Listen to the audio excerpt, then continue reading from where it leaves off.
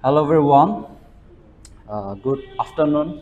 I'm very happy and glad standing in front of you and give speech.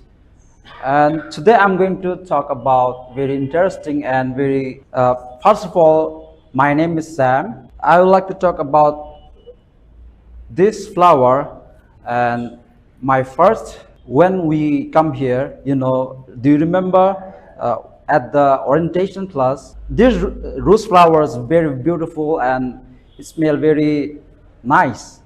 And look at this right now, it is dry and it's look like very awful. Life is short, it's look like this beautiful, we all gonna be die one day. So blossom very nicely. People usually laugh, and I remember when our Arafat sir told about one thing, and I keep my heart deeply because that words keep touch me very much.